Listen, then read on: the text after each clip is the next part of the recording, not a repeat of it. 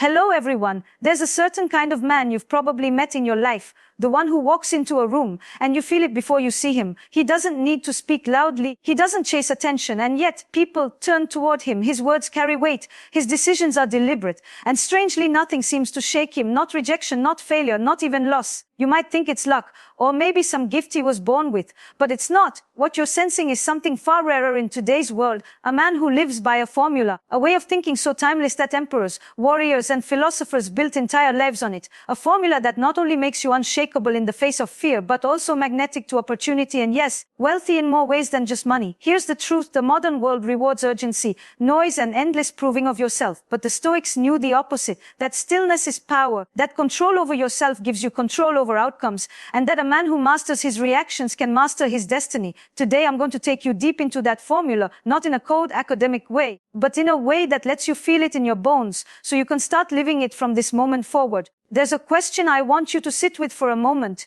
What would your life look like if nothing could scare you? I don't mean the absence of danger. I mean the absence of that quiet, corrosive fear that keeps you from sending the message, making the call, asking for the raise, starting the business, walking away from what no longer serves you. The kind of fear that's dressed up as being realistic, when really it's just hesitation. Most men live there in hesitation. It's comfortable, it's familiar, and it's deadly to the life you're meant to live. But the men who have stepped out of it, they don't just make more money, they move through the world differently. They negotiate with more confidence. They choose partners who respect them, they handle loss without crumbling, and they do it because they live by a certain formula, a Stoic formula that's been around for over 2,000 years. Now, when I say Stoic, you might think of someone cold, emotionally detached, maybe even joyless, but that's a misconception. True Stoicism is not about shutting down your emotions. It's about learning to own them, to master them, so they serve you instead of sabotaging you. Imagine being able to feel anger without it making you reckless, to feel attraction without it making you needy, to feel ambition without it making you impatient. That's the first layer of the formula, control over your internal state before you try to control the external world. You cannot lead others, you cannot build wealth, you cannot protect what you care about if you are at the mercy of every spike of fear or thrill that passes through your body. So how do you get there? You start by flipping the order of how you make decisions. Most men let emotions lead and logic follow. You get angry, then you decide what to do. You get excited, then you rush in. The Stoic flips it. He leads with reason, guided by his values, and lets his emotions follow as allies, not masters. Picture this, you've been working toward a big deal, and at the last minute, it collapses. Most people will spiral, panic, self-blame, a frantic attempt to fix something that can't be fixed. The Stoic, on the other hand, feels the sting, acknowledges it fully, and then asks, what is within my control right now? If the answer is nothing, he moves on without dragging the corpse of that failure into the next opportunity. That's the difference between carrying 10 pounds on your shoulders and carrying 100. Over time, it's the difference between burning out at 45 and still being sharp, capable, and magnetic at 60. The second layer is voluntary discomfort. This is where fearlessness is built. You don't wait for life to test you. You test yourself. You seek out controlled difficulty, cold showers, difficult conversations, long stretches without the distractions you usually rely on. The Stoics understood that wealth and power are useless if you are soft. Not physically soft, though that matters, but mentally soft. Because a man who has only lived in comfort will shatter the moment life removes it. Seneca, one of the great Stoics, used to sleep on the floor for a few nights each month, even though he was one of the wealthiest men in Rome, not because he had to, but to remind himself that he could survive with less. So when loss came, it didn't take his spirit with it. In your own life, it might mean going without luxuries you can easily afford, or saying no to something that gives you quick pleasure, but robs you of long-term strength. And here's where this ties to money. Fearlessness in financial risk doesn't come from recklessness. It comes from knowing you can thrive without what you're risking. If you've trained yourself to be comfortable in less, then investments, negotiations, and bold moves don't feel like threats. They feel like games you're equipped to play. There's also a third piece, and this one is subtle detachment from outcomes. This doesn't mean apathy, it means playing to win without needing to win. When you approach a business deal, a relationship, or an opportunity, and the other person can feel that your sense of worth is not hanging on their yes, you become infinitely more attractive, more persuasive, more respected. Why? Because people are drawn to those who are not begging for their approval. This is as true in romance as it is in business. If you've ever watched a man negotiate from desperation, you know it's painful to witness. Every word, every gesture screams, please say yes so I can feel okay. The Stoic man approaches differently. He's already okay. The deal, the woman, the job, the investor, they are additions, not salvations. And because he doesn't need them to survive, he's free to focus on value, on alignment, on the long game. Let me tell you, when you live like this, your days begin to change. The small irritations don't derail you. The big risks stop feeling like cliffs and start feeling like steps. And money starts flowing toward you because you're making decisions from a place of clarity, not panic. But I'll be honest, living this way is not about memorizing some clever quotes from Marcus Aurelius or posting stay calm memes on Instagram. It's about daily, often unglamorous practice. It's the moment when you're tempted to lash out at a colleague and instead choose silence. It's the moment when you feel like overspending to feel important and instead invest quietly in something that will grow while no one's watching. It's choosing not to perform for the crowd because your audience is yourself. And here's the part that might surprise you. The richer you become, the more you will need this formula, because with every level of success, the stakes rise. More eyes are on you. More people want something from you. More opportunities to react instead of respond. Without mastery of your internal state, the same success that frees you will enslave you. So start here. Notice the moments you are ruled by your emotions. Not to judge yourself, but to catch the exact second when you hand over the steering wheel, and then take it back, slowly, repeatedly, until it becomes your natural way of being. You see, the beauty of the Stoic formula is that it's not built on some grand event that changes everything overnight. It's not about a single win that makes you rich or one heroic act that makes you fearless. It's about the small, almost invisible choices you make every day, the ones no one claps for, no one sees, but that quietly shape the man you become. And here's the paradox. These choices don't look like wealth or power in the moment. They look like restraint. They look like patience. They look like saying no to things you could have said yes to, not because you're weak, but because you understand the value of your energy and attention. The first practical application is emotional audit. This is where you begin to watch yourself in real time, almost as if you're slightly outside your own body. The Stoics called it the view from above, the ability to see yourself as part of a bigger picture. Imagine you're standing in the middle of an argument, your pulse quickening, your voice rising. In that moment, instead of reacting, you zoom out. You see not just yourself, but the entire situation, the tone of the other person, the stakes of the conversation, the fact that, in the grand scheme, this moment is small. When you train this, something powerful happens. You stop losing money, relationships, and opportunities to impulsive reactions. You might still feel the urge to win the argument, but you realize the real victory is walking away with your composure intact. And let me tell you, composure is currency. In business negotiations, in partnerships, in romance, it's the man who stays calm when everyone else is unraveling that people trust with more. The second practical step is what I call controlled exposure to chaos. This is not the same as voluntary discomfort, which we talked about earlier.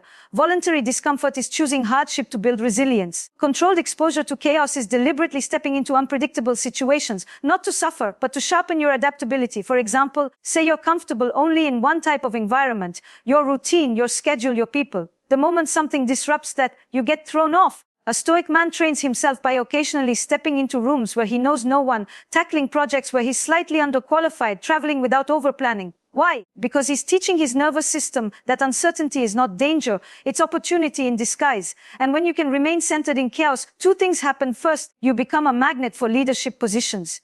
People naturally follow the one who looks steady when everyone else is rattled. Second, in financial matters, you stop running from volatility. You start seeing market dips, career pivots, and industry changes not as threats, but as fertile ground for growth, because your sense of self is not tied to stability, but to your ability to adapt. Now, I want to talk about silence as a weapon. In our hyper-connected, constantly chattering world, silence is almost taboo. People get nervous when there's a pause. They rush to fill it. But a Stoic man understands that silence creates space. Space for others to reveal themselves, space for him to think, space for opportunities to emerge without being forced. Imagine you're negotiating a deal. The other party throws out a number, expecting you to respond instantly. Instead, you let the silence sit. Maybe you nod. Maybe you simply breathe. In that gap, they start to talk more, to justify, to sweeten the offer. Or imagine in an argument with a partner, rather than firing back the moment you feel misunderstood, you pause. In that space, you might hear the hurt beneath their words, not just the words themselves. Silence is not passive. It's the active choice to let the unnecessary pass by while you focus on what truly matters. It signals confidence. It shows you are not desperate to be understood because you already understand yourself. Another layer to this formula is clarity of desire. Most men think they know what they want. More money, a better body, a more passionate relationship. But when you ask them to define it precisely, they stumble. The Stoics taught that you cannot be fearless if you're chasing blurry goals. Why? Because vagueness breeds anxiety. If you can't name it, you can't measure it. If you can't measure it, you never know if you're winning. So you start asking yourself, what does Rick mean to me? Is it a number in the bank? Or is it the freedom to never work with people I dislike? What does fearless look like? Is it speaking my mind in any room? Or is it leaving behind situations that drain me? The more precise you get, the less room fear has to creep in. Because fear thrives in the unknown and clarity starves it. And let's not forget, clarity doesn't just keep you focused, it also makes you harder to manipulate. When a man is vague about what he wants, the world will feed him distractions and call them opportunities. But when you are clear, you can say no without guilt. You can pass on good things because they are not the right things. One of the most overlooked aspects of the Stoic formula is the practice of internal scorekeeping. Modern culture trains us to measure ourselves by external markers, likes, followers, promotions, praise. But the Stoic man keeps score privately. Did I act according to my principles today? Did I speak truth when it was easier to stay silent? Did I resist the temptation to betray my values for a shortcut? When you keep score internally, you stop living for applause, and ironically, that's when real respect starts to follow you. People sense it. They may not be able to articulate why, but they can feel that you are not swayed by the tides of public opinion. And in a world where everyone is chasing validation that makes you magnetic, here's the thing: practicing these habits is not glamorous. You won't always feel like a warrior or a philosopher. Some days, it's just you choosing not to click on a link that would waste your evening, choosing to hold your tongue when you want to explode, choosing to save when you could splurge. But over time, these tiny victories build something unshakable. It's like forging a blade. Heat, pressure, and repetition alone, each strike of the hammer feels small. But step back and you see the edge, sharp and gleaming, ready for whatever life brings. And when people see that in you, they respond differently. In business, they'll trust you with bigger deals. In relationships, they'll open up to you in ways they never have before. And most importantly, you'll start to trust yourself. You can practice habits until they become muscle memory, but without the deeper mental shift, you're still building on shaky ground. Habits can make you disciplined, yes, but mindset is what makes you unshakable. And the Stoics understood that the richest man is not the one who has the most, but the one who needs the least. That's where the shift begins. The first mental shift is ownership of interpretation. Events happen to all of us: losses, betrayals, market crashes, opportunities missed by seconds. But the Stoic knows that events themselves have no meaning until you give them one. A failed business isn't inherently tragic, it's a lesson. An expensive one, yes, but one that can shape your next move. A breakup isn't the universe punishing you, it's the clearing of space for something or someone more aligned. When you internalize this, you stop asking, why is this happening to me? And start asking, how can I use this? That shift alone can make you appear fearless to the outside world, because you're no longer avoiding difficulty, you're mining it for value. The second shift is choosing identity over outcome. Most men live in a way that says, if I win, I'll be confident. If I get the girl, I'll be desirable. If I make the money, I'll feel worthy. The Stoic flips it. Because I am confident, I win. Because I am desirable, I attract the right partner. Because I am worthy, I create wealth. This isn't empty affirmation, it's identity-driven action. If you identify as the kind of man who follows through, then even when you fail, your identity is intact. You don't crumble, because the loss doesn't redefine you. It's simply something that happened along the way. And when your sense of self isn't tied to a single win, you can take bigger, bolder risks, because the risk isn't to you, only to the situation. The third shift is detaching respect from agreement. A man who needs everyone to agree with him to feel respected will always be at the mercy of the crowd. Stoics knew that disagreement is inevitable, and respect, true respect, comes from consistency, not consensus. Think of the leaders you admire most. Were they universally liked? Of course not, but they were consistent. They made decisions based on principles, not polls. In business, this means you don't dilute your offer to please everyone. In relationships, it means you don't mold yourself into what you think your partner wants, only to wake up one day as a stranger to yourself. When you stop needing agreement to feel validated, you free yourself to play the long game. The fourth shift is treating time as the ultimate currency. We live as if we have endless days to spend, when in reality, time is the only asset we can never replenish. The Stoic man wakes up each morning aware, not in a morbid way, but in a sharpened, intentional way, that his time is finite. When you truly feel the weight of that, you stop wasting hours in resentment, procrastination, or petty distractions. You become ruthless with your attention. You cut conversations shorter when they drift into gossip. You say no to projects that look busy but move nothing forward. And in doing so, you multiply your effectiveness, not by working harder, but by working only on what matters. This is also where financial richness ties in. If you value your time above all else, you start building systems, investments, and structures that free more of it. You stop trading hours for dollars, because you know the hours are worth more than the dollars. And the irony is, this is exactly the mindset that often generates more money, because you're no longer clinging to low-value work. The fifth shift is embracing the inevitability of loss. Fear often hides in the belief that we can somehow avoid losing money, people, health, comfort. The Stoics faced loss in their minds daily, not to depress themselves, but to train themselves. They called it Premeditation malorum, the premeditation of evils. It's simple. You imagine losing what you have, not to create paranoia, but to remind yourself that nothing is truly yours forever. The deal might fall apart. The friend might drift away. The car might be gone tomorrow. And if it does, you'll still be you. This isn't about detachment in a cold way.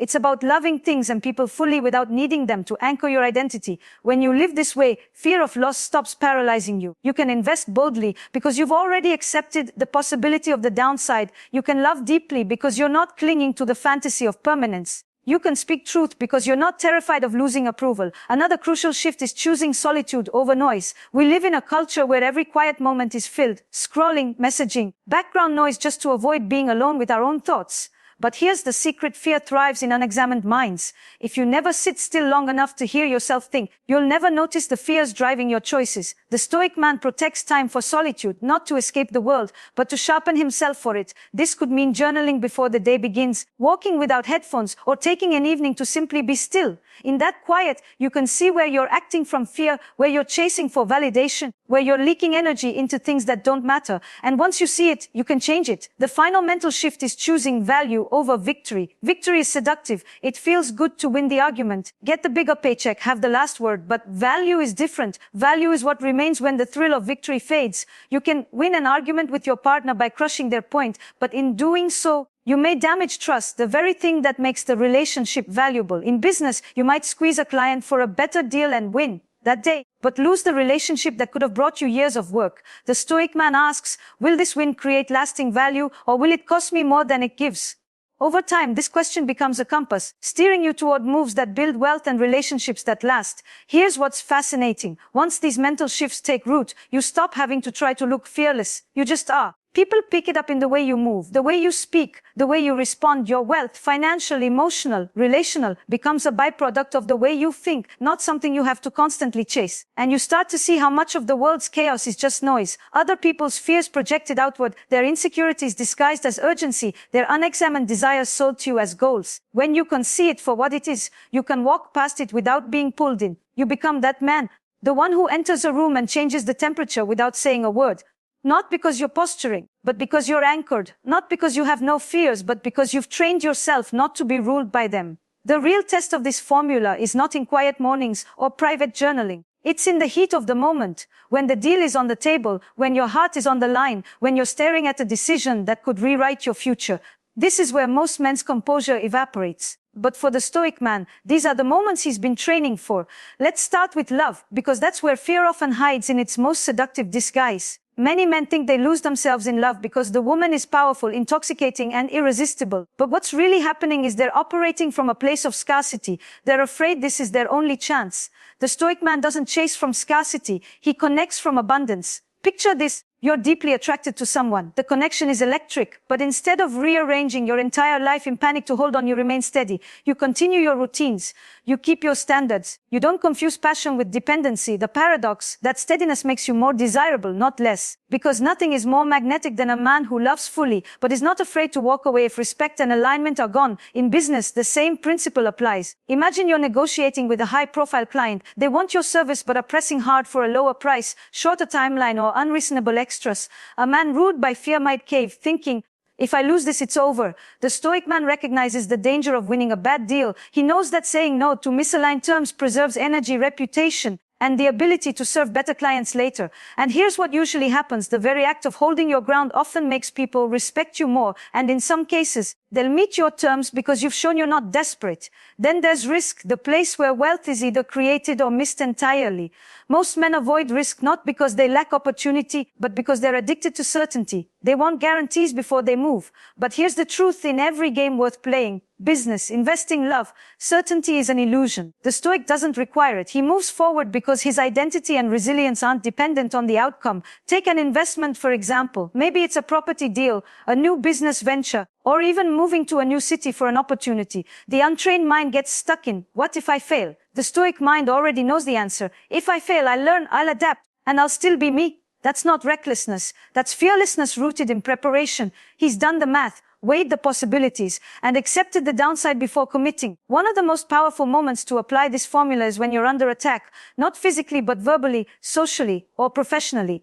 Someone questions your ability in front of others. A competitor tries to undermine your reputation. The temptation is to react instantly, to defend, to fire back with equal force. But the Stoic man knows the power of strategic delay. He absorbs the hit, lets the heat fade, and responds from clarity, not emotion. This is especially potent in leadership. If you're the head of a company, a team, or even a family, your reaction becomes the template others follow. Panic, and they panic. Stay grounded, and they stay grounded. People remember how you handled pressure long after they forget the details of the crisis. And that memory is what makes them follow you into the next challenge. The formula also shines when life deals you unexpected loss. Maybe a business partner betrays you. Maybe a family member gets sick. Maybe someone you love chooses to leave. The average man collapses inward, turning pain into paralysis. The Stoic feels the loss deeply. He doesn't numb it, but he refuses to let it poison the rest of his life. He grieves, but he keeps moving. He doesn't make permanent decisions in temporary emotions. And slowly he rebuilds, not in defiance of the loss, but because life is still worth living beyond it. There's another high-stakes area where the formula works wonders: public perception.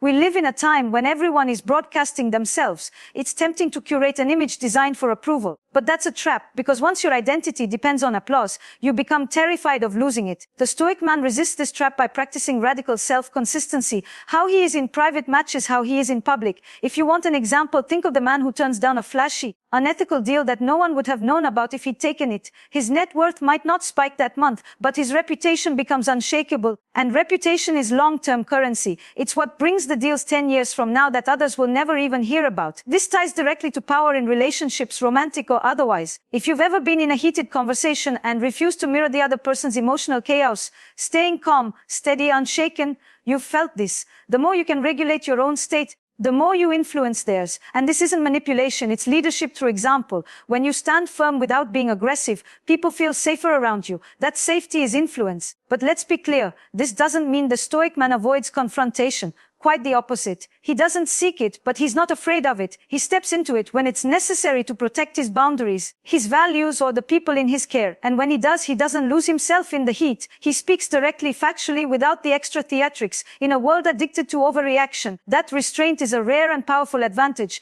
And perhaps one of the most overlooked high-stakes applications is in personal reinvention. Many men hit a point, maybe in their late 30s, 40s, or beyond, where they feel they've missed their shot. They've built a life, but not the life they truly wanted. The fear here is deep. What if I'm too old to start over? The Stoic man dismantles that fear by understanding that reinvention is not about erasing the past, it's about repurposing it. Every skill, every loss, every triumph becomes raw material. He doesn't mourn the years behind him. He mines them for the wisdom that will make the next chapter even more formidable. And because he's not attached to how others see him, he's willing to take the awkward, humbling steps of being a beginner again. That's where many men falter. They can't bear to look less than in the eyes of others. The Stoic shrugs that off because he knows mastery is forged in the willingness to be bad at something long enough to get good. If there's one thing that becomes clear in these high-stakes arenas, it's this. The Stoic formula is not just about enduring, it's about influencing the field around you. In love, it deepens connection. In business, it commands respect. In risk, it multiplies opportunity. And in loss, it keeps you moving forward with dignity intact. When you start living this way, you notice something else. If fear doesn't disappear, it just stops being the driver. It becomes a signal, not a stop sign. And wealth stops being only about money. It becomes a state of mind, a richness of relationships, freedom and self-respect that no market fluctuation can take away. There's a point in every man's journey where he realizes the biggest threat to his success and peace is not the competition, not the economy, not even fate. It's his own forgetfulness. Not the kind that makes you misplace your keys, but the kind that makes you drift away from what you know to be true.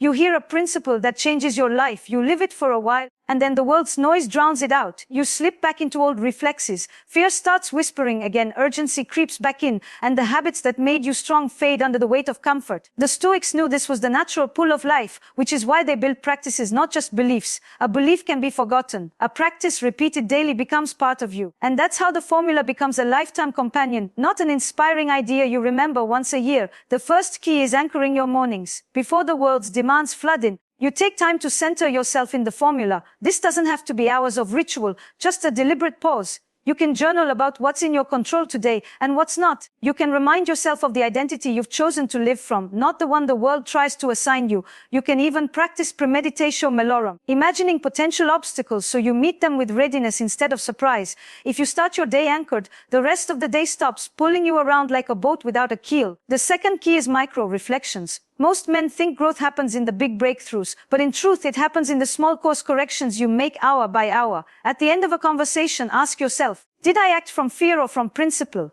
After a decision, reflect, was that a move toward my values or away from them? These questions keep you honest and make the formula living lens, not just an abstract philosophy. Then comes environmental design. You can't expect to be rich and fearless while surrounding yourself with people, places, and inputs that reward fear and scarcity. This doesn't mean isolating yourself in some idealized bubble. It means curating your environment so it reinforces the man you're becoming. That could mean distancing from friends who live in constant drama because they normalize emotional chaos. It might mean spending less time with people who measure worth only in money or status. And it definitely means feeding your mind with books, conversations, and experiences that keep the long game in view. Another pillar is compounding boldness. Fearlessness isn't built by avoiding risk. It's built by taking risks, starting small and expanding. Think of it like training a muscle. Maybe you start with speaking up in a meeting where you'd normally stay silent. Then you invest a small amount in a venture you believe in. Then you approach someone you've been meaning to connect with. Each act is a rep. Over time, the weight you can carry grows, and what used to scare you becomes routine. This works with wealth too. The more you step into opportunities, the better you become at spotting them, and the less fear you feel when acting on them. You begin to trust not just the opportunity, but your ability to handle the outcome, good or bad. We can't talk about lifetime application without addressing ego maintenance. Here's a dangerous truth. Once you start living this formula, people will notice. They'll call you confident, magnetic, maybe even fearless. They'll start to look to you for guidance. And with that recognition comes the temptation to believe your own press, to think you've arrived. That's the moment ego will try to turn your philosophy into a performance. The Stoic antidote to ego is humility, not in the sense of diminishing yourself, but in the sense of staying a student. No matter how rich, respected, or experienced you become, there is always more to learn. And often, your biggest lessons will come from places your ego doesn't want to look, from criticism, from failure, from people you once underestimated. Humility also keeps your relationships clean. A man whose identity is built on performance will start demanding constant admiration from those around him. A man grounded in humility can be celebrated without becoming dependent on the celebration. There's also the rhythm of retreat. No matter how strong you are, the world will erode you if you don't step back to renew. This isn't weakness, it's strategy. Marcus Aurelius, one of the most powerful men in history, wrote his meditations not as a show of strength, but as a retreat into his own mind to sharpen his clarity. For you, retreat could be a weekend offline, a day in nature, or an hour each evening with no screens and no noise. It's the space where you remember why you're doing any of this, and where you reconnect with the deeper parts of yourself that get drowned out in constant action. And then, perhaps most importantly, there's transmission, passing the formula on. A philosophy kept to yourself becomes fragile. A philosophy lived and shared becomes stronger. You don't have to become a teacher in the formal sense, but look for moments to model this way of living to those around you. Your children, your partner, your friends, your team. Not by lecturing, but by demonstrating what it looks like to live from principle, to handle loss without collapsing, to pursue wealth without selling your soul. When you live this way for years, the changes become almost invisible to you because they're no longer changes, they're simply you, but they'll be obvious to everyone else. People will wonder how you stay so calm in storms, how you keep building even after setbacks, how you seem to get richer not just in money but in respect, influence and peace as you get older. And here's the final truth the Stoics understood. The reward for living by this formula isn't just the wealth or the fearlessness, it's the freedom to meet whatever comes, gain or loss, love or heartbreak, triumph or failure, with the same steady heart. It's knowing you can't be bought by comfort or broken by chaos. It's walking into each day already full, so that whatever the world gives you is simply extra. And when you've lived long enough this way, you realize the secret that the noisy, frantic world will never tell you. You don't have to chase being rich and fearless. You simply have to build yourself into the kind of man who can't be anything else. Because the formula isn't out there, it's in here. And the moment you make it yours, the game changes forever.